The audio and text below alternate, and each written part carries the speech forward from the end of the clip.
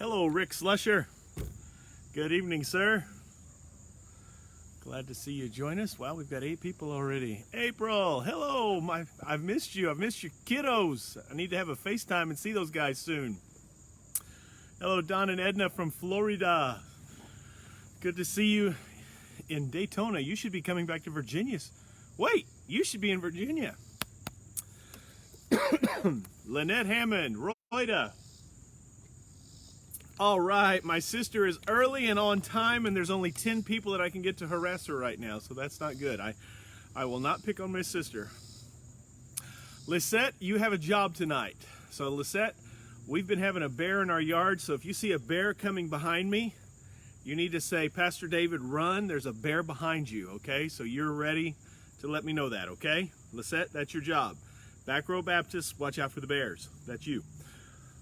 You'll be here in October. Very cool. Hello, Kathy Weaver. I hope your husband's watching too. JL, I've been praying for you. How are you feeling after your surgery, buddy? I didn't know what kind of surgery you had, but I've been thinking about you and praying for you, and I hope you're doing well. Melinda from Culpeper, good evening. Hey, Peggy and Tom in North Carolina. Hello, friends.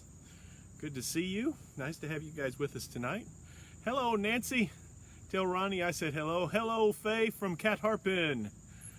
Thank you, Lisette. Seriously, we've had a bear in our yard 3 times. 3 times, and I've missed it. So, good evening, Terry. Welcome. Are you on the road or are you back here now? All right. Hello, Marge Danner, my neighbor across the street. Evan, that's exactly right. Well, you tell Evan he needs to come over and watch my back. Pat Martin from Tappahannock. Holy cow. Couldn't get you to come to church in Tappahannock, but you're online with me now, Pat. That's good. Doing well. You had a hip replacement, JL. You're way too young for that. Holy cow. Sherry Derby, you're here. Glad you're here. You've been absent a while, so it's good to have you back. Slacker. All right, Bob and Miriam, Ron and Martha. What's up, Pat? Tell your wife I said hello. Hello, Linda. Joan and Morgan. Gosh, I miss Morgan. Okay, you're home already. Very good. Hey, the hummingbird man. I tell you what, my sister is the hummingbird woman. She probably fills her hummingbird feeders 4 or 5 times a day. I don't know how many gallons of that stuff she goes through there. So it's she's the hummingbird woman. John and Sarah, good evening. Very cool. You can help harass. Good. Yes, you can help harass my sister, even though I got to spend 3 nights with her and my brother-in-law. That was nice. Yes, Royda, you've got some dad jokes, and unfortunately, Q is not with me, so I'm on my own for the dad jokes tonight. So that's kind of all I got for you there. So dad jokes are coming up here in just a little bit. I don't have a watch on me, and my phone is in the house, so I can't tell my time here, people. So somebody tell me when it's 7 o'clock and I'll go ahead and get started. I think it's close to 7 o'clock and I don't have a phone on my timer on my calendar or on my thing. So anyhow. All right, Susie, here's your job tonight. You've got to text me when it's 7 o'clock, when it's 7:15, when it's 7:30, 7:45. So just help me out tonight. So you just write in there, David at 7, David at 7:15, David at 7:30, 7:45. So I know my time. Susie, send me an okay if you get that. Let me know if you got that. Susie, are you there? Susie. Hello, is my sister here? It's 7, Lisette, very good. You're paying attention. My sister's not paying attention, but at least you are. So very good. All right, Mary Alice, we're good at 7 o'clock. Very good. Everybody's helping me out. John Calloway, 1901. That's good for a Navy man. Okay, Susie says it's 7 o'clock, so we can go ahead and start. Very cool. Hey guys, if you have any prayer requests tonight, we've got a number of things we want to remember as we get started and share some things. I've got a couple I'd like to share with you here in just a few minutes. So if you can just post any prayer requests you have, I'll write those down and follow those as we get started. Couple of announcements that I need you to be aware of. First, if you are in Manassas or would like to be in Manassas on August 23rd, we are going to have our outdoor service again. We'll be doing it at 9 a.m. We are asking that you register so we know how many people are coming. We're hoping that the temperature is going to be a little bit nicer than it was last time, but don't know. 9 o'clock, August 23rd. Please be aware of that. John Calloway, are you sure? I thought you were Navy, but anyway, that's another story. And so August 23rd, outdoor. Want to let you know that we had a very successful blood drive at church today, kind of recognizing and helping one of our church members. His name is Emmanuel Addy. He has sickle cell anemia, and some of our deacons got the idea to kind of sponsor that, and had such a good response that Red Cross really would like to come back to our building and do this on a regular basis. So we'll share some more information with you about when that's going to happen again in the future. But a nice opportunity today. I think they had 75 donors today, and that's good. Hello, Jerry and Linda. Good evening. So that's kind of exciting thing. And in relation to this Sunday, I want you to be aware that we are recording again. We will not be live. Our small groups will be meeting at the regular time. We will let you know when that's happening. We've got to do a little bit more discussion before we do that. So just follow along. We'll be reposting our recording this Sunday at 10 a.m. and be aware of that. Hello, Terry and WS. Good evening, friends. So August 23rd, outdoor. We're not live this Sunday, and blood drive today went really well, and we'll be doing that again in the near future. That's kind of a good thing. I haven't seen any prayer requests scroll through there, so I'm going to just share a couple with you, and if you have some, please let me know what's going on. This is a man in our church. I'm sorry I'm not going to be able to tell you his wife's name. I spoke with him just a few minutes ago. His name is Randy Wells. His wife is terminal with cancer, and she is not expected to survive the next couple of days, and he's asked that we be in prayer for her. So I'll invite you to pray for Randy Wells and his wife as they're dealing with the end stages of cancer. Jay Sharp is one of our very active members and serves with our homeless ministry. And Jay does beautiful work helping our homeless community. And Jay had to have hip replacement surgery yesterday. He's at home now and doing well, so we want to pray for Jay. There's a guy that's joining us tonight. He is from Buckingham County, Virginia. His name is J.L. Tony. And J.L. Tony, he's about 10 years younger than me, 43. And J.L. had to have hip replacement surgery last week or 2 weeks ago now. So two relatively young guys having hip replacement. That's not good. So we want to pray for J.L. and for Jay in that regard. One of my friends, his name is Kenny. His wife, Megan, delivered a healthy and a beautiful baby girl. Her name is Cameron. And so we just want you to thank you, Becky. It's Francis Wells. Appreciate that. And Terry, thank you about the blood drive October 8th. Good report there. So Kenny and Megan had a healthy baby girl. Cameron arrived safely last week, and she is doing well. Mama and baby are home now, C-section. So things are going well in that capacity. Spoke with Stephanie Rowland today, and Stephanie was having her chemo this afternoon. And thank you, Becky, for Jethro. And so Stephanie had another chemo days are hard days for Stephanie, so you might want to pray for her. And Jethro Kolb is getting ready for his treatments to start, and he might be joining us online. He might be here online, and I just don't know he's here, so we want to pray for Jethro. For Lisa Klein's parents, yes, Lisa Klein's parents are facing some real challenges with age and some mobility and some of those kinds of things, and it's not easy. They're facing some real challenges. So very good. We are watching COVID numbers just do all kinds of crazy stuff. We are watching parents who are struggling with what to do with their children in school and homeschooling and all of the trauma associated with that. I didn't say drama, I said trauma, because that's exactly what it is. It's very, very difficult. I feel for the parents. We want to pray for them and pray for our children. See what we can do to stand in the gap to try and help out in whatever capacity that might be, and so we want to continue to do that in whatever capacity, because it's as we deal with August and kids going back to school, this is going to be a hard season. It's going to be a hard year, and we have to pray for our families and try and figure out some ways that we can be a blessing to them in this season. So we want to pray for them. Any other prayer things that we need to remember as we get ready to pray? Oh, Becky, thank you. Matthew Clark was the son of longtime members of our church, Jim and Sandy.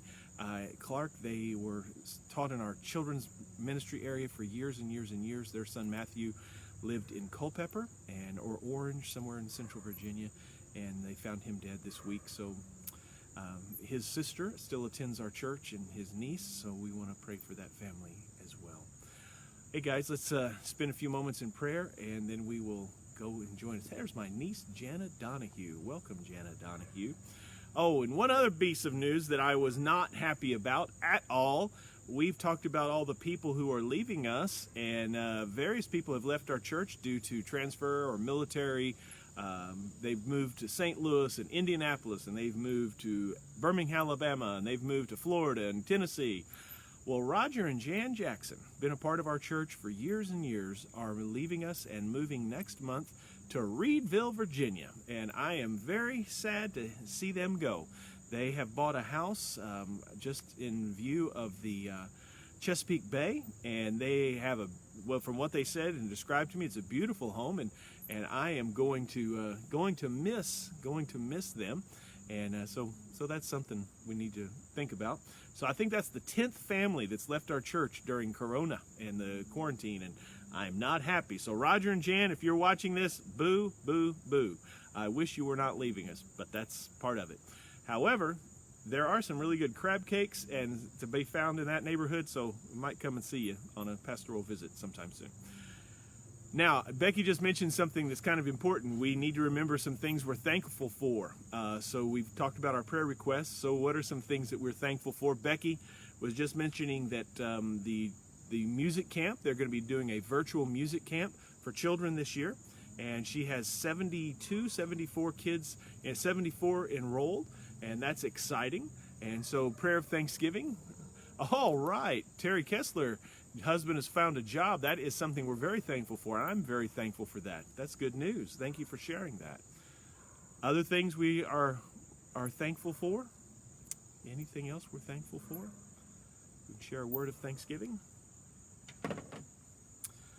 Oh boy, I can't see without my glasses. I can't read what you guys are writing. Anything else that we're thankful for?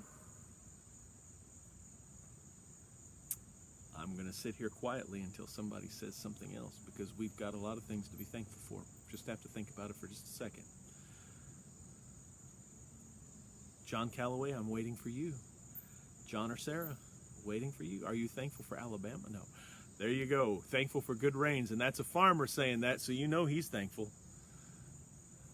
Mom tested. Oh, boy, that's a good thing. Thankful for sharing the message. Very good, Royda. Glad back from Illinois. My sister's glad because I was eating her out of house and home, so she's very happy I'm back in Virginia. Other things we're thankful for? Anything else? John Calloway, you're still quiet over there. You must have logged out from Vint Hill. I'm waiting to hear from John and Sarah. Oh boy, they must have left us. Well, John and Sarah, I guess I'm going to have to. Jeff Holman. Ooh, that's really good, Jeff. Lisa Higgins Wilson, holy cow, I'm glad to see you. I didn't know you were with us. That's awesome. She has 2 twin boys that I loved. They were on my basketball team when I was coaching there. Thankful for a safe arrival, new grandson Charlie, good. Thankful for some nice tomatoes and cucumbers, that's good. A tomato sandwich and never-ending family love, that's good. I like that, Sherry, that's good. Thankful for family and friends, very good. Good answer. Good response. Other things we're thankful for in this season?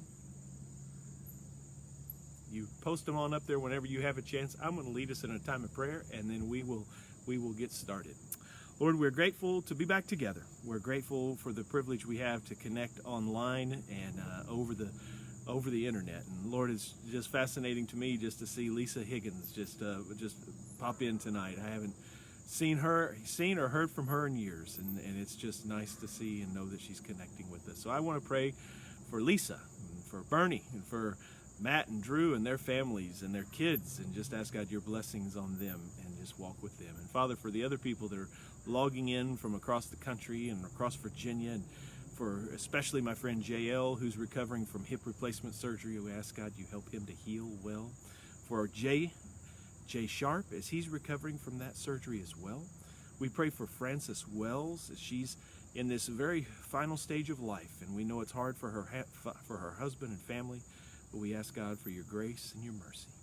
We pray also for the other needs that we've mentioned for Jethro as he prepares for his surgery, for the cancer treatment he has, for Stephanie as she recovers from all of the chemo that she's addressed today. We pray for Lisa Klein's parents and the challenges that they're facing and all that's going on there. Lord, there are many things we're thankful for. We're thankful for rain. We're thankful for friends. We're thankful for safe travels. We're thankful, God, for just the relationships we can share even over the internet tonight. Lord, we're thankful. I'm thankful for Roger and Jan Jackson for at least 30 years of ministry and involvement in this church. And God, I am grateful that they found a place that they can move to that'll be on the water and be inside of the Chesapeake Bay, and we just pray your blessings on them as they travel and as they go down that direction. Thank you for their ministry and their service and their investment in this church. We ask, God, your blessings on all of us who continue to connect with this community of faith. Guide us and direct us in all that we do and all that we say. In Jesus' name, amen. Well, as you know that I was out of pocket last week. I was traveling to Illinois and had a very interesting time in Illinois. A couple of details for you to be aware if you're going to be traveling. Lauren dropped me off at the airport on Monday, and as soon as I got out of the car, I put on a mask, and I wore a mask as soon as I got in the airport, while waiting for my flight, while on my flight, getting off the airplane, going to the car rental, and until I got into the rental car, I had that silly mask on, and I had 3 bottles of hand sanitizer that I was keeping with me. And so every time I sat down, I was cleaning my hands. When I got on the airplane, I piled all that sanitizer in my hands and I wiped down all the area around me. And there's a grandma behind me, and she saw me doing that. She handed me a sanitizer and she said, "Use this." And so I did that, and so it was nice. Southwest, they limit the flight to 40 people, I believe, and there's nobody sitting in the middle seat, and I had a whole row to myself, so it was not a problem. Illinois has a different COVID response than Virginia. In northern Illinois, in Chicago, there's been thousands and thousands of people diagnosed with COVID, but where I was in southern Illinois, there's virtually none. And so my sister's county, Franklin County, Illinois, I want to say it's 100 to 150 cases in the entire county. My brother's county in Macon County, Illinois, was, again, a ridiculously small amount, 300 cases. I think we've got that in our neighborhood, so it's been a little bit different than what's been happening here in Virginia. People were not wearing masks in Illinois. You just didn't see a lot of masks. I tried to wear a mask, and I think people looked at me kind of funny. And when I would tell them I'm from Virginia, they didn't think anything about it. And I was talking to one person, and he asked me, he said, "Do you have a lot of COVID?" And I said, "Well, in my church, we've had about 20 people get it, and 2 people have died." And his eyes just swelled up, and he said, "I don't know a single person that's had COVID, not one." So it's affecting people in different parts of the country different, and affecting us a little bit harder here in Northern Virginia, and that's just the way it is. Enjoyed some time with my oldest brother. He has a beautiful 10-acre pond. Went fishing with my nephew, caught a big, beautiful channel catfish on a ultralight fishing gear, and that was a lot of fun to fish with my nephew Tommy and spend some time on the water with my nephews and their families. And then my sister lives down in Benton, and if you're on my Facebook, you might have seen a video I posted. My brother-in-law is disabled from a coal mining accident, so he barely moves, and he loves to watch birds. And so he's got right next to the chair where he sits outside, he's got 2 hummingbird feeders. And then looking across the house, on the other side of the house, on the front porch, he has 2 more hummingbird feeders. And my guess is he has 50 to 100 hummingbirds all the time around there. It's just crazy. And I initially thought I would go outside with a coffee cup and filled it full of the sugar water, and I just stood out there like a statue, and they weren't interested. And then I got a top of a water bottle and filled it full and thought I'd put it in my hand, and they weren't interested in that. And so then I just started standing next to the bird feeder, and I stood there for about 30 minutes, and the birds would come up and I could touch their tail, and then I could touch their belly, and before you knew it, they were landing on my finger. And I thought, well, that's the coolest thing I've ever seen. And so, hello, Kimberly. Good to see you. Tell Walter the Cardinal fan is talking about the birds. He'll appreciate that.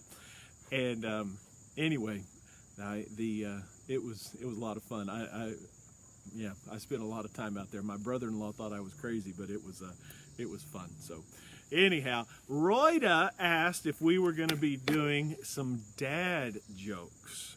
And one more thing before I do that, Royda. Hey, Walter, good to see you, buddy. And I did not bring back any hummingbirds, Walter, so no hummingbirds tonight. On Sunday morning, I got up early and went down to the West Frankfort City Park where I like to walk with my 5th grade teacher. And we walked about 4 miles on Sunday. And I left there about 9:30 or 10 o'clock and drove to a place called Garden of the Gods. And Garden of the Gods is about an hour and 15 minutes from West Frankfort. And drove by a lot of country churches, lots of country churches. And it was Sunday school time, it was worship time, and I'm guessing I drove by 30 to 40, maybe 50 churches, and at least half of them were closed. Nobody was there. And the others that were open, there might have been 5 cars, there might have been 4 cars, there might have been 10 cars, not very many.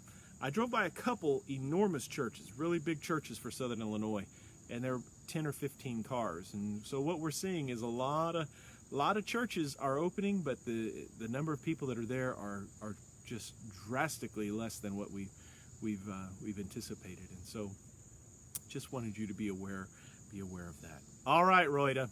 Now it is time for the dad jokes. And the dad jokes are coming to you courtesy of Ellie Kirkconnell, who can't watch right now, but she'll watch tomorrow and she'll appreciate me sharing her dad jokes. I wish my buddy Quinetta was here, but we'll get Quinetta back with us next week. So Q, you're online for next week. In fact, Q and I are going to do something kind of fun next week, and you'll need to be here for that.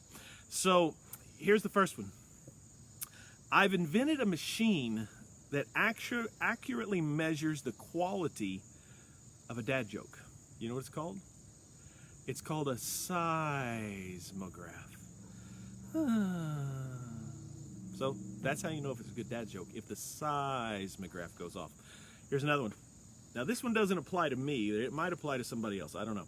Because of COVID, I had to tell my suitcases that there will be no vacations this year. Now, I have a lot of emotional baggage in my closet. Get it? Emotional baggage in my closet? Okay. Here's another one. Turns out that when you are asked who your favorite child is, you're supposed to pick from your own children. Lauren got really mad at that. You got it, I'm sure. All right, here's another one. For these dad jokes, I was awarded a bronze medal. I was so proud of that, I bronzed it. Kind of get that? Okay. Here's another one. I saw an eye doctor on an Alaskan island, but it turns out it was really an optical illusion.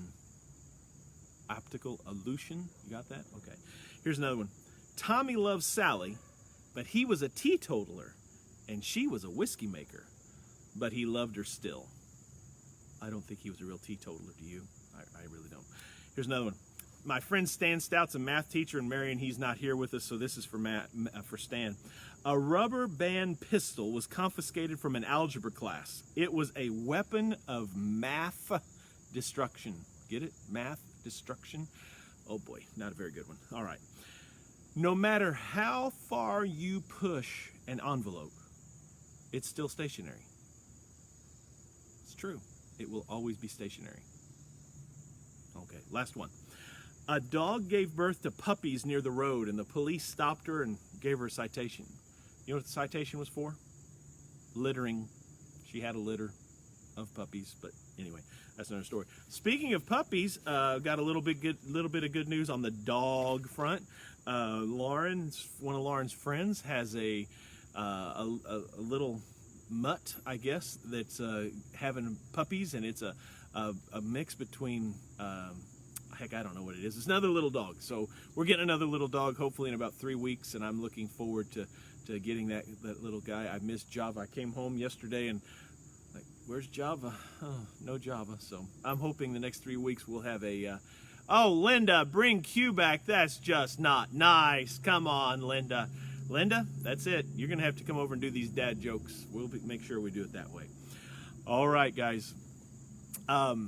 Here's the thing. We've been talking a little bit about how we're processing through Corona and how we're dealing with all the quarantine and all the anger and all the mess. We've talked about what it means to be merciful and how people need mercy, how we want mercy, and how we need to think about what being merciful looks like. We've talked about controlling our temper. We've talked about our words. We've talked about a variety of different things. And tonight, I wanted us to talk again about this idea of how we find happiness, even in some really, really challenging times. So as I am talking about here just now about where we find happiness, I want you to start thinking about, and if you would, you don't have to, but if you would write down some things that make you happy.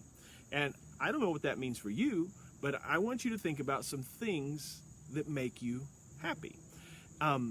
Jesus said in Matthew chapter 5 in verse 7, he said, "Blessed are the merciful." And we can change the word blessed to mean happy. It literally can mean happy. So one of the pieces of finding happiness or finding the blessing of God is by being merciful to people. So we talked about how we need mercy because we've made mistakes, we've screwed up, we've done dumb things, we've done a variety of different pieces. So when we think about the need for mercy, we get that. But there's also another piece that there is something intrinsically helpful to us when we are merciful to other people. When we show mercy, when we demonstrate mercy, when we give mercy, there is something intrinsically blessing to us in that capacity. So right now you just saw Peggy Downey. She wrote one thing that makes her happy, and babies laughing. That's a good one. What are some other things that make you happy? What are some other things that bring you joy? What are some other things? Karen, my kids and their families. That's a good one. That's a very good one. And I hope you've enjoyed some camping with those kids this summer, Karen. Royda, my message, Royda. I'm going to have to buy you an ice cream cone sometime. You keep answering those are good answers. Thank you. What else? What else makes you happy? Terry, when Rod takes me live driving to the country. Very nice. Tell Rodney I said, keep driving. Go out to the mountains and enjoy a good long drive. What else? Sherry Derby, happiness, seeing the face of my kids, hugs from my hubby, and laughing with my coworkers. Very nice. Oh, Nancy, Joshua's clutch shots. Her son is a phenomenal basketball player. Grandkids from Melinda. John Calloway. John Calloway, that is a great answer because I know she's sitting right next to you. Your wife, Linda Nadilski. Nature. Lisette, my boys. April, game nights, running, popcorn with the kids. Very cool. I like that. I'm proud of your running, by the way. Karen Downey, vacation time in my haunted apartment. Uh-oh. Sean Quires, finishing a project. My grandkids. Linda, these Bible studies, very good. Sherry, Wednesday nights with NBC, very cool. Karen, and I have BLB this weekend. All of my toddlers, good answer. Jeff Howman, hugs from my 2 grandchildren. And if they're in Arkansas, that's a long way to go get a hug, Jeff. What else? Other things that make you happy? Other things? Doing something for someone. That's a big one right there. Ted Wren from West Frankfort is watching. What else? Other things that make you happy that you can think of? Well, when we look at this picture about blessed are the merciful, I want you to think about some ways that we express that, we find that, we experience that blessing in our spiritual life. And I'm going to give you 4 things, and we talk about this. Oh boy, the first tomato and mayonnaise sandwich with beefsteak tomatoes from my garden. Now that's specific and that's very descriptive, and that's a good one, Mary Alice. I like that. And it sounds like you've had a couple Mater sandwiches, so I like that. Good answer. So I want you to think with me of 4 specific things that we can do to find what expressing mercy looks like and to find what happiness looks like. And I think that's kind of a big thing. And so the first one I want you to think about in expressing mercy, in finding mercy, in giving mercy, in experiencing the happiness that comes from that is this first one. And I'll tell you, it's not always the easiest one, but it's kind of a big one. And that is forgiving people when they make mistakes. Forgiving people when they make mistakes. Now, immediately, we might think of our family. Our family does something dumb. Our family makes a mistake. Our family does whatever. And you kind of get irritated, you kind of get frustrated, you kind of do whatever, and you kind of maybe get upset, you say some things, maybe you roll your eyes, maybe you do the cold treatment, the cold shoulder treatment, or whatever it is. But we think a lot, I hope, about forgiving people when they make mistakes. And it's really important when it's our family. It just is. And I know that's a big one, but there's more people in our world than just our family. And so we have neighbors who are going to cut the grass and throw the grass clippings in our yard, and we have neighbors who are going to park in front of our house when they shouldn't, and we have neighbors who are going to let their dog walk in the yard and do their business by our mailbox, and we have situations that are going to go on all the time that are going to kind of stress us and push us and make us deal with some things. And one of the pieces that happens is that if we don't forgive, and we're angry and we're frustrated and we're stressed and all that mess, that's going to steal our joy. It's going to steal our happiness. And when Jesus says, blessed are the merciful, I think one of the pieces of us finding happiness is finding the joy and the blessing and the happiness of forgiving others. Look what the book of Colossians says. Colossians 3:13 says, bear with each other and forgive one another if anyone has a grievance against someone. Forgive as the Lord forgave you. So one of the pieces about forgiving people who we have a conflict with is that part of our responsibility to forgive is tied to what we have been forgiven. So we might get upset with somebody because they're rude to us at Walmart, or because we disagree with them on Facebook, or because of whatever the reason is. We can hold on to that anger, we can hold on to that frustration, we can hold on to whatever it is, but that's really not healthy, but it's not biblical. In fact, one of the pieces that the Bible teaches is we're kind of encouraged to forgive people that get in our craw, that kind of get upset. We don't like that. It's hard enough forgiving our spouse, or forgiving our kid, or forgiving our brother or sister, or whatever it might be when we get upset. Why in the world should I forgive somebody at Walmart who cut in front of my line, or they're not wearing a mask, or they're saying something stupid about a politician I like or dislike or whatever? Well, the Bible says that we are to forgive as the Lord forgave us. And so one of the ways that we address this image of finding happiness and experiencing the blessing of God is by forgiving. Look what 1 Peter says, 1 Peter 4. Above all, love each other deeply, because love covers a multitude of sins. I was giving blood today. First time I've given blood in 10 years.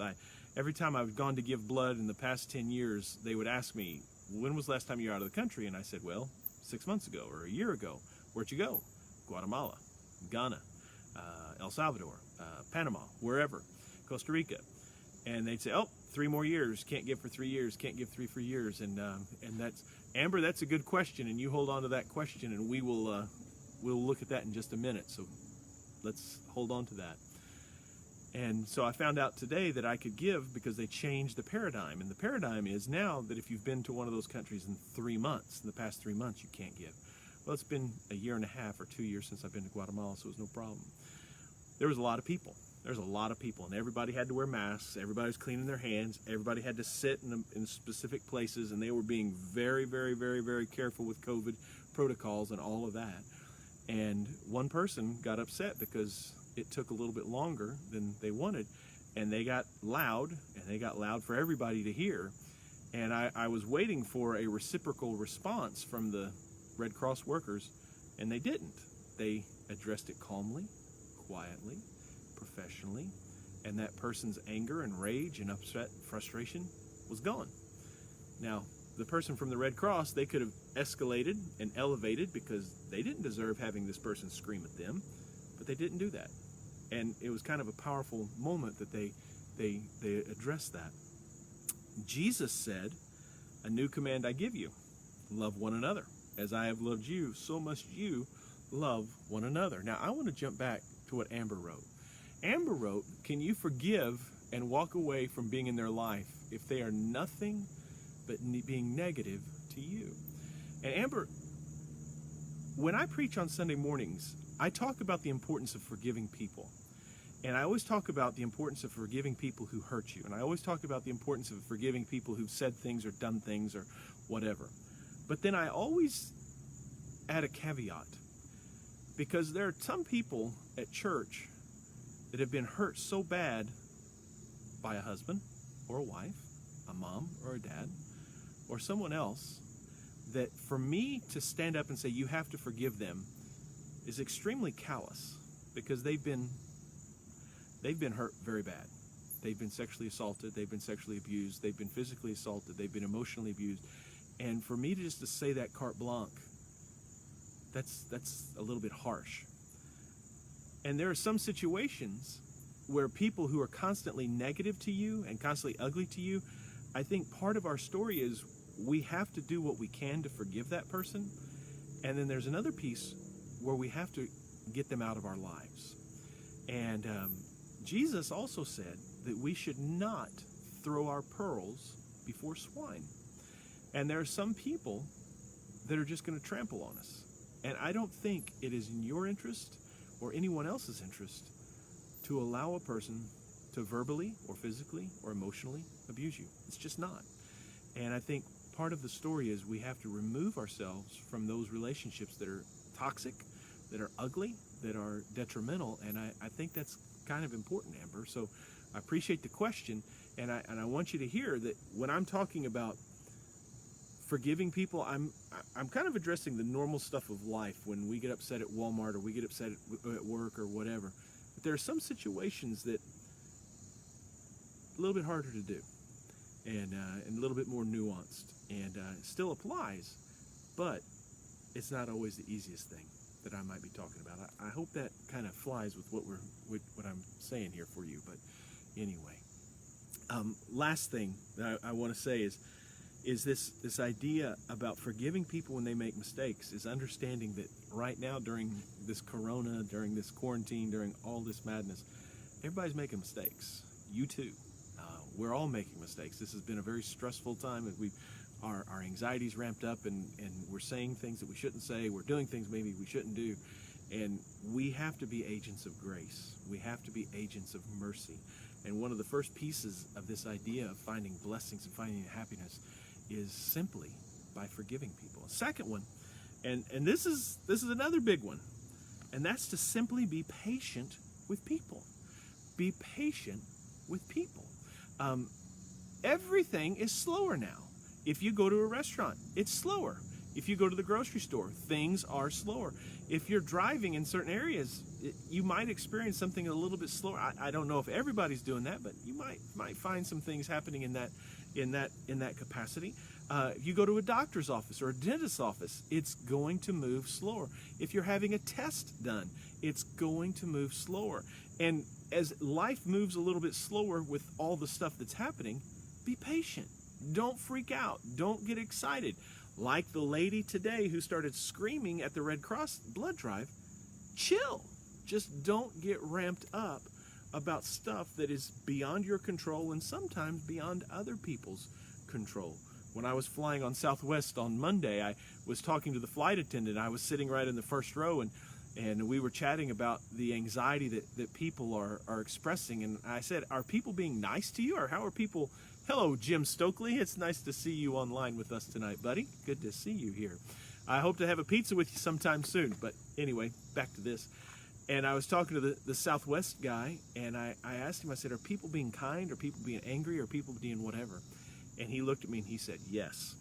I said, what are you seeing more of? He said, I'm seeing people mostly be quiet. And he said, we're not trying to engage, not trying to talk, not trying to ruffle the apple cart, upset the apple cart. He said, but we're also seeing a lot of people that are just angry. And he said, but we try to hold on and press through the good stuff and hold on to the good stuff. And I said, the interesting thing about Corona is it's bringing out the worst in people and it's bringing out the best in people. And how we deal with the negative part of that is a big thing. And so we see this picture of what's happening with our anxiety and our pressure and all that. And you have to know that when you're ramped up with anxiety, you're going to move slower. You're going to think slower. You're going to respond slower. You're going to say some things that maybe you shouldn't say. And so is everyone else. Most of us go to bed at night, or many of us go to bed at night. I know I'm guilty of this. And I take my phone and I play my card game. And I love to play Words with Friends. And I kind of play my card game for a little bit, and then I turn it off and go to sleep. Sometimes I turn on my news and I read the Drudge Report, or I read CNN, or I read Fox, or I read whatever, NPR. And sometimes I can go to sleep thinking about all the nastiness, and I don't get good sleep because now I'm ramped up and I'm angry or I'm upset about whatever. And that affects decisions, and that affects a lot of different things. So if you want to find blessings, and if you want to find mercy, and you want to find happiness, then one of the pieces we have is to be patient with people. Be patient with people. Be patient with how slow they're moving. Be patient with how slow they're thinking. Be patient with some of the decisions they're making. And I just think it is important. Linda was in the hospital last week, spent 4 hours in the ER, and the nurse commented that I was so peaceful and calm, and she smiled. That's encouraging. I mean, that sends a message as we address this. And part of doing this, part of experiencing that peace and calmness, is just chilling out for just a bit. 1 Corinthians chapter 13 says, love is patient, love is kind. And it's kind of important. I read an article. I wanted to share a couple things with you. Read it today. And it's talking about anger being the new epidemic. And this guy who was talking about anger being the new epidemic, he said that anger makes us more aggressive. And our aggression is typically not in a face-to-face event, but it's online. And online, we can be relatively anonymous. We don't see people face-to-face. We can post things on Facebook or Twitter or whatever it is, and we can say things that are a little bit harsher, a little bit meaner, because people don't know us. Sort of like how when you're driving on 66 and you're angry, you can tailgate, or you can flash your high beams, or you can not let somebody in because you're relatively anonymous, and unless you've got a vanity plate that says, my name is David Donahue, or whatever, and so you can get away with some of that stuff. Well, online, do the same thing. And so we're seeing a situation where this epidemic has taken place, where we've got this anonymity that thinks that we can do this. The second thing that is interesting on the social media front is that if you post something hateful about your politician of choice or lack of choice, or you post something ugly about whatever the social issue is of the day is that you don't like, hate generates a lot of clicks. It generates likes. It generates people sharing it. It generates people retweeting it or whatever. Hate just does. Love doesn't. And you can see that in the various posts that you look at. Pay attention to that sometime. There's an algorithm that Facebook, Twitter, and other social media platforms are using that reveal very clearly that hateful, angry posts get shared, viewed, and liked more often. Just does. It's good for our social media platforms for us to be angry, because we keep reading, we keep commenting, we keep doing whatever, and then the ads keep flowing and their revenue increases. So it's just good for the social media giants for us to be angry. And it's not good for us, and it's not good for our country, and it's not good for our society as we think about that. Here's another one. Sometimes when we express our anger or our frustration and we get some comments on our social media platform, that attention, even if it's negative attention, it's still attention. It's sort of like no publicity is worse than bad publicity. So you do something stupid and it goes in the television or goes on the newspaper or whatever, that's still publicity. Your name's still out there if you're a politician. Being quiet and not have anybody hearing your name or hearing what you're doing doesn't send a lot of good stuff. So your name's kind of taken out of the play of media, if you will. And it's just one of those kind of a sad pieces that when we get angry, things get under our skin and we start thinking about it and responding to it or whatever. Here's another one that is why anger is a reflection of this new epidemic that we're facing. Our world is infinitely smaller than what it used to be.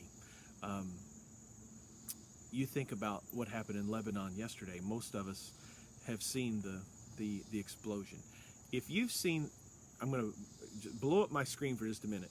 If you saw on a video or Twitter or whatever the explosion that took place in Lebanon, would you just click yes, I saw, or just write I saw it, or yes, I saw it, or whatever. Just write that if you saw that. I would appreciate knowing how many of you saw that. But we saw what happened in Lebanon within minutes yesterday. In Texas, there was a superintendent in a small rural school who opened up his school for summer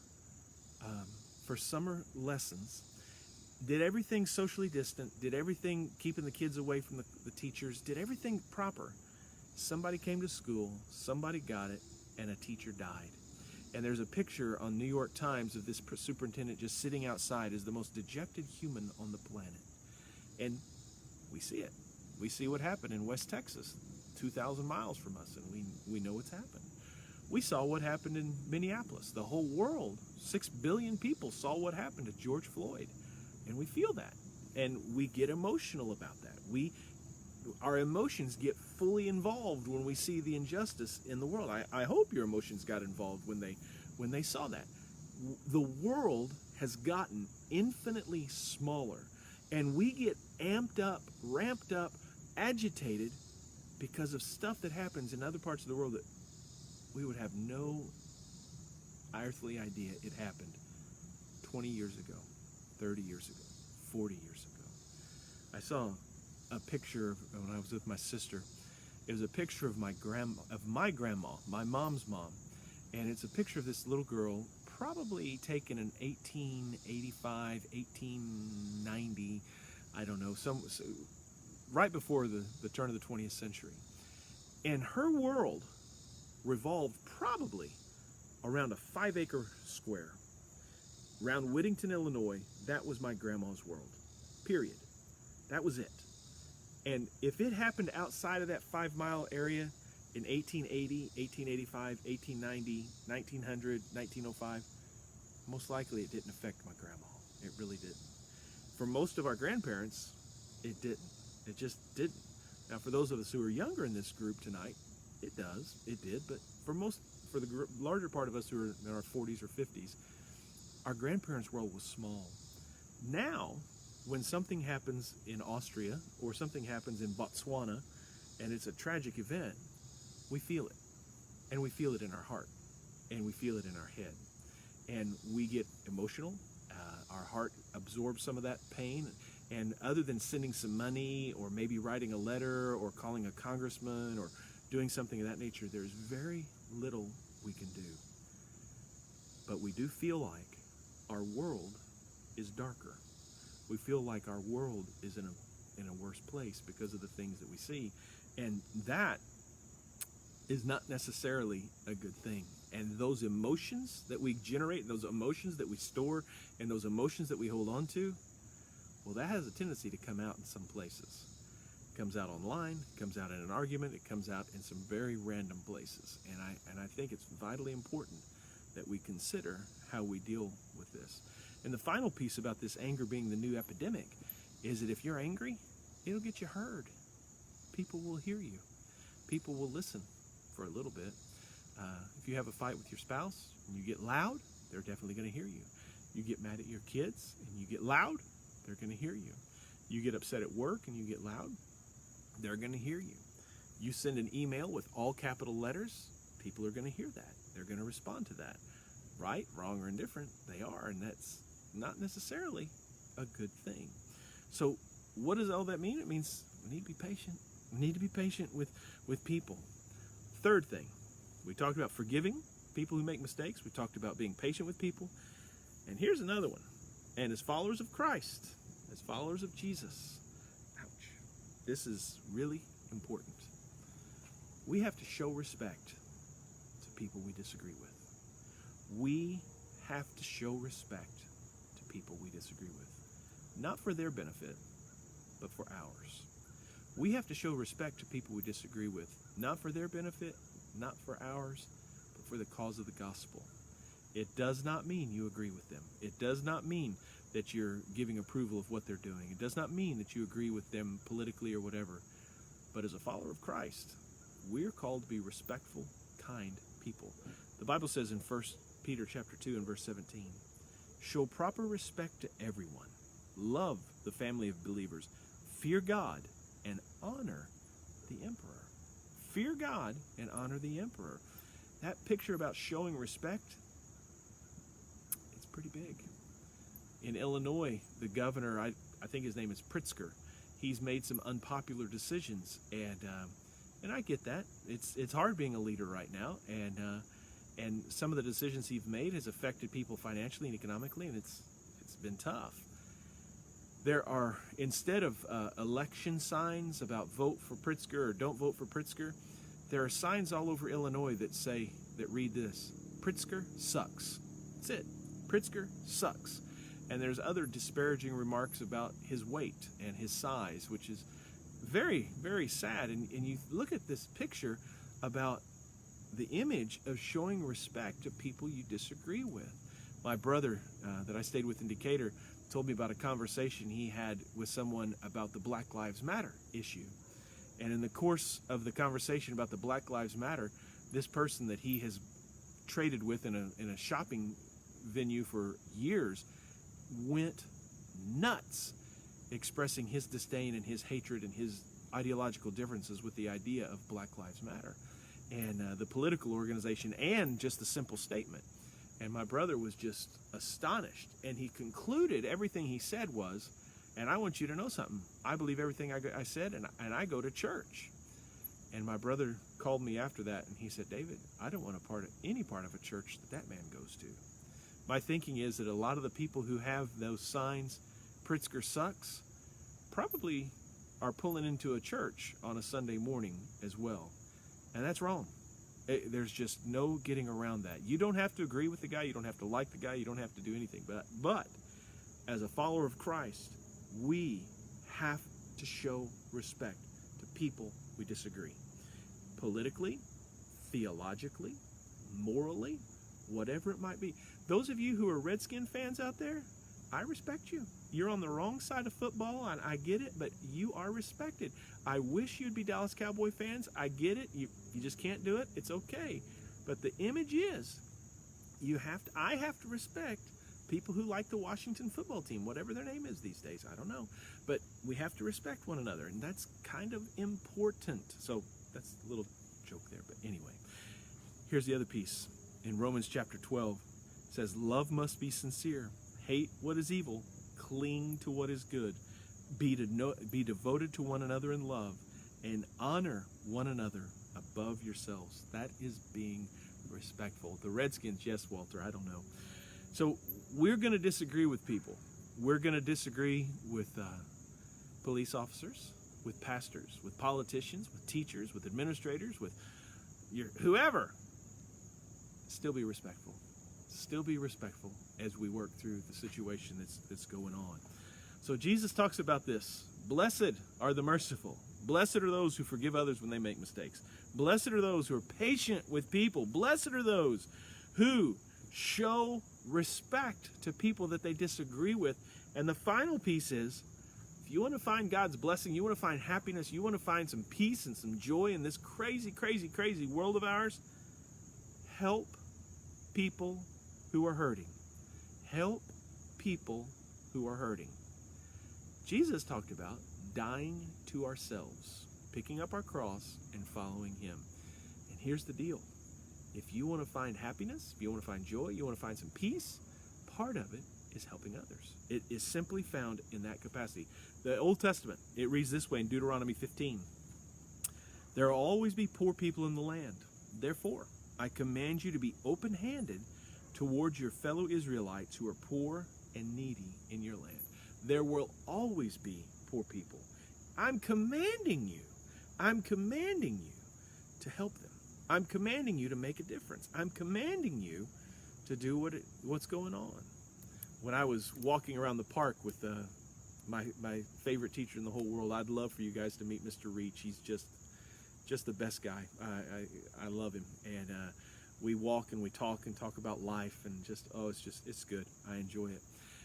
Ran into my 7th grade math teacher, and his name is Dean Smith, and Mr. Smith and I were talking and carrying on, and he didn't know I was a pastor, and I was telling him about my church, and he said, well, tell me, what are your church doing during COVID? Because I told him about all the cases we had here. And I said, well, we're not meeting. And he said, well, what are you doing? And I said, well, we're feeding the hungry. I said, we're helping people with rent. We're helping people with mortgages. We're helping people with medical bills. We're helping people in as many ways as you possibly can. I said, we've had the Mexican embassy came and assisted some people with some immigration issues. We've got the blood mobile coming in. We've been providing food to the doctors, to hospitals, to nurses, to nursing homes, to police officers.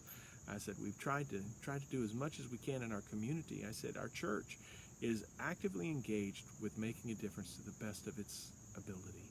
And he looked at me and he said, your church is not closed, is it? And I said, absolutely not. Our church is wide open. And friends, one of the ways that we individually are going to get through however long this corona situation is going to last is by not thinking all about us. We have to think about some other people. We've got to make our world bigger. And our world is bigger when we open up our hearts and our minds to loving some other people and caring for some other people. It just is. And it makes our world a little bit of a different place, and I think a better place.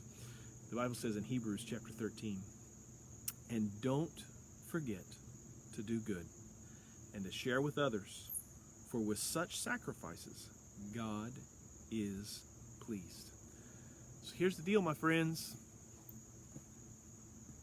Shine the light. Be the light of Christ. Be the people who are patient with others. Be the people that forgive when people make mistakes. Be the people that show respect to people with you disagree. Doesn't mean you agree. Doesn't mean you go along. But be respectful with people that you disagree and help those who are hurting. And when you do that, you will shine the light of Christ in a wild way. There is a lot of darkness in our world right now. You cannot get past it. There just is. We need to be the light. We need to be the light. We need to show a better way, and that way is the way of Jesus. Period, exclamation mark. Period, exclamation mark. So how do you find happiness right now? I guess you can find happiness in a lot of different ways. But if you want to find something that moves you deeply and moves your soul and moves your mind, I think Jesus said, blessed are the merciful. And in light of what we've been talking about tonight, I guess that mercy is seen in forgiveness and patience and being respectful and helping people who are hurting. So there you go. I like that, Jan. We have to move from going from selfies to ussies. That's a good word. Ingrid, good to see you. I hope you're recovering well from your surgery, my friend. I hope you're feeling better. Guys, that's all I got. My sister has not posted one time what time it is. I haven't seen anything. I saw it was 7:01 a while back ago, so I have no idea what time it is. So I know it's... No, I don't have a clock. I don't have my watch, so I don't have a clue. Anybody help me out here? Because I might just shut her down right now. Nobody? Bueller? Got to be old enough to catch that reference, but that's another story. All right, guys. Well, I am going to get out of here. Lisette, if you're still with me, I didn't see a bear come up behind me tonight. 7:55. Joan, thank you. You win the prize. All right. Kathy Weaver, 8:55. Wait, one of you are wrong. Very good. Guys, I've missed you, and you didn't want to be rude. Susie, I've picked on you for 6 weeks now in this time, so you could have been rude. And so, Lisa, it is such a pleasure to have you with us. I'm so glad you joined us, and so very cool. I have 4 more minutes, Donahue. No, I'm done. I've been going for a long time, and so that's that. Melinda, good to see you. Tell your husband I said hello. Lisette, 7:56, and no bears, no deer, no nothing. She's an hour behind. I'll try and be patient. Wait a second. I was an hour ahead last week, but anyway. Terry, I'm proud of Rod. That's good news. Karen, good to see you. Have a good time camping this weekend. Linda, nice to see you. I wish I could have brought some hummingbirds back for you, Linda. My brother-in-law would not let me bring a hummingbird. JL, I hope you heal well, buddy. Take care of yourself. Nancy and Ronnie, good to see you tonight. Thanks for joining with us. Good to have you guys. Maybe Mr. Reach will join us sometime soon. All right, I'm going to get out of here. Mark Walters, greetings from my Muskogee, Oklahoma friend. And, buddy, we're glad you're out of the hospital. Karen, good to see you. I miss you and your husband. I hope your son's being safe in the Fairfax County Police Department. That's a tough job these days. Tell him we're praying for him. And by the way, I have somebody who gave me a gift card for police officers, so I need to get that to him. Very cool. Hey guys, take care and see you soon. I'm going to record tomorrow, and my message is on John chapter 4, focusing in on love moves first, going back to that for the rest of August, and we'll be talking about how Jesus ministered to the woman at the well. So very cool. Good to see everybody. Have a great night.